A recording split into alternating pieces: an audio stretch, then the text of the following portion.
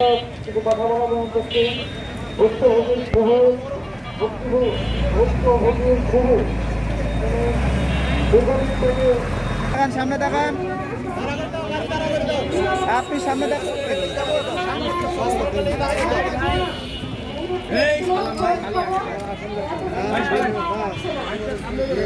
ভাই সামনে দেখান, সামনে দেখান।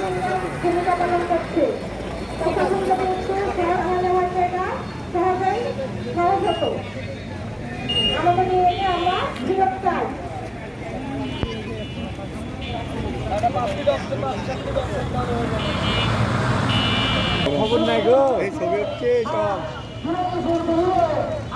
সব হাসি মুখে থাকে। জি খবর না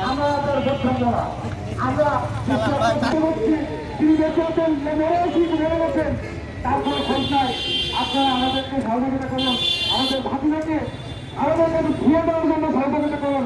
যদি সে মারা যায় তার রাস্তার মতো আমাদেরকে দেন। আমরা পুলিশ প্রশাসনকে দৃষ্টি আকর্ষণ করছি, বিভিন্ন দৃষ্টি আকর্ষণ করছি, আপনারা আমাদেরকে সহযোগিতা করুন। আপনারা কেন নিজের ভূমিকা পালন করতে কি হয়ে গেছে নাকি আমাদেরকে ক্লিয়ার করুন। আপনারা এই বলে অনুরোধ করি, আপনারা আমাদের ভাতিজাকে ফেরত দেন, আমাদের ভাতিজিকে আমাদের কাছে ফেরত দেন, আমাদের ভাতিজিকে আমাদের কাছে ফেরত দেন। আসসালামু আলাইকুম।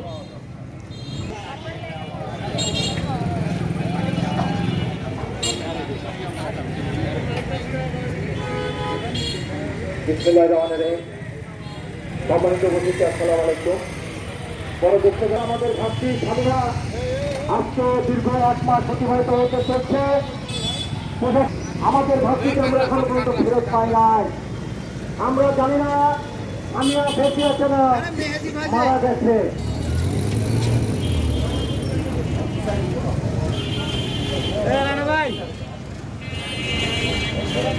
আমি কিছু কথা বলার জন্য অনুরোধ করছি ভক্তবাদীর শিক্ষক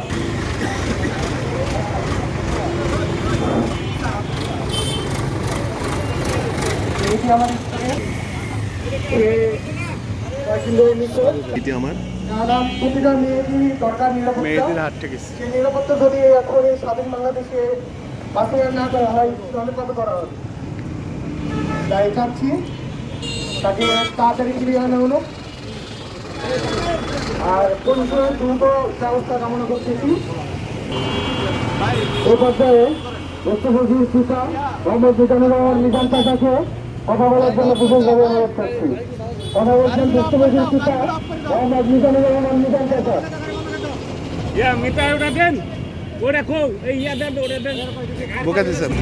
সাংবাদিক ভাই, ইলেকট্রিক মিডিয়া, টেলিভিশন ও সকলকে আমার সালাম জানাই। আসসালামু আলাইকুম। আমি সামিয়ার পিতা।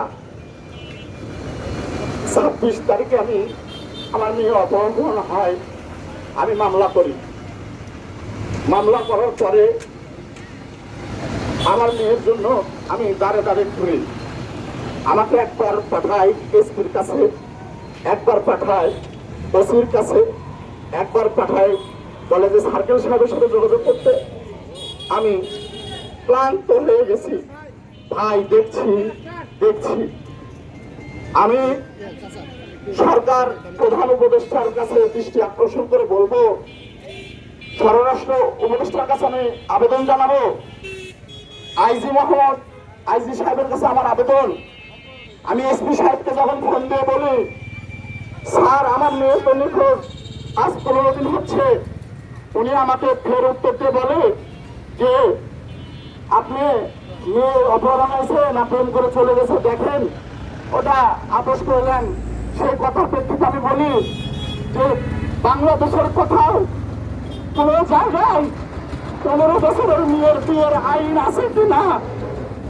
উনি আমাকে বলছে মীমাংসা করে নেন।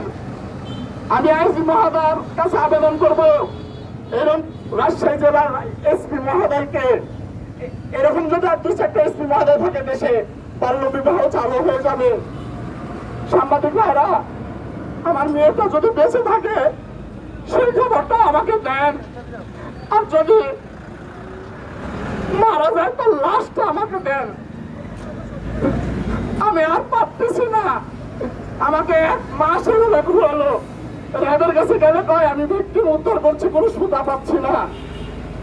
আমি আমার ভাষা নেই ভাই, আপনারা যদি বলেন যে এসপির কথা কখন নেবেন আমি দিতে পারবো আপনাদেরকে।